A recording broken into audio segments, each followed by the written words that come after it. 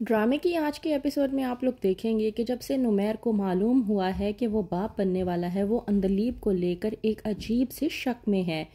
कहता है नुमैर, या मेरे अल्लाह, मेरे दिल से इस शक को ख़त्म कर दे। मैं जानता हूँ कि अंदलीब बेकसूर है, उसका कोई कसूर नहीं है, पर पता नहीं क्यों मेरे दिलो दिमाग में एक अजीब से शक व शबाहत ने जन्म ले लिया है, जिसको लेकर मैं बहुत ज़्यादा परेशान हूँ। जाहिर सी बात है, मैं जानता हूँ, मैं खुद एक डॉक्टर हूँ, कि मेरा इलाज नामुमकिन हो ही नहीं सकता, मुश्किल ज़रूर हो सकता है। कहता है नुमैर अंदलीब से कि तुम बेफिक्र हो जाओ, मैं वादा करता हूँ कि मैं एक अच्छा वालिद बनने की कोशिश करूँगा। मैं अपने बच्चे को वो हर सहूलियात मुयस्सर करूँगा जिसका वो हकदार है। अंदलीब नुमैर की ये बातें सुनने के बाद बहुत ज़्यादा खुश हो जाती है और सोचती है कि मेरे वालिदैन ने मेरे हक में बेहतर फ़ैसला किया था कि नुमैर को मेरे जीवन साथी के रूप में चुना। अंदलीब जो नुमैर से बेपनाह मोहब्बत करने लगी है, लेकिन नुमैर के दिल में अंदलीब को लेकर जो शक हैं, उनकी वजह से वो अंदलीब से आहिस्ता आहिस्ता दूर होता जा रहा है। अंदलीब जो कि इस बात से अनजान है कि नुमैर के दिल में अंदलीब को लेकर शक व शुबाहत ने जन्म लिया हुआ है। जब मालूम होगा अंदलीब को नुमैर अंदलीब के मुतल्लिक ये सोचता है, तो क्या करेगी अंदलीब।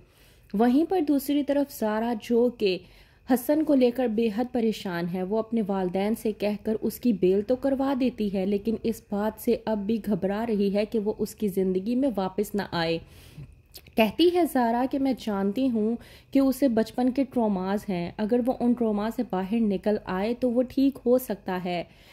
हसन की दादी जब आके ज़ारा को तमाम तर हकीकत बयां करती है, तो इस बात पर ज़ारा को और भी ज़्यादा गुस्सा आ जाता है। कहती है ज़ारा कि आपने हसन से सच्चाई छुपाकर बहुत ही गलत किया है, आपको हसन को तमाम तर हकीकत बयां कर देनी चाहिए थी। ज़ारा की बात सुनने के बाद हसन की दादी में इतनी हिम्मत नहीं होती कि वो हसन को तमाम तर हकीकत बयां कर सके, इसलिए वो सीधा हसन की माँ को ले आती है ताकि वो उसकी मुलाकात अपने पोते हसन से करवा सके। जब होती है हसन की मुलाकात अपनी वालदा से, तो उसकी वालदा तमाम तर हकीकत बयां कर देती है कि वो बेवफा नहीं थी, बल्कि वो उसके बाप के जुल्म और सितम से तंग आकर उसे छोड़कर चली गई थी, क्योंकि जितनी मार उसने बर्दाश्त की थी, उससे ज़्यादा मज़ीद मार वो बर्दाश्त नहीं कर पा रही थी। हसन ये बात सुनने के बाद बेहद परेशान और शर्मिंदा होकर रह जाता है और दिल ही दिल में सोचता है कि आखिरकार मैंने भी तो ज़ारा के साथ यही सब कुछ किया है जो मेरे बाप ने मेरी माँ के साथ किया था। हसन ये बातें सुनने के बाद और सोचने के बाद इस हद तक शर्मिंदा होता है कि उसे समझ नहीं आती कि वो ज़ारा के पास जाकर किस तरह से माफ़ी मांगे। फिर भी जाता है हसन ज़ारा के पास और जाकर कहता है कि मैंने जो कुछ भी तुम्हारे साथ किया, मैं उसके लिए शर्मिंदा हूँ और तुमसे माफ़ी मांगना चाहता हूँ।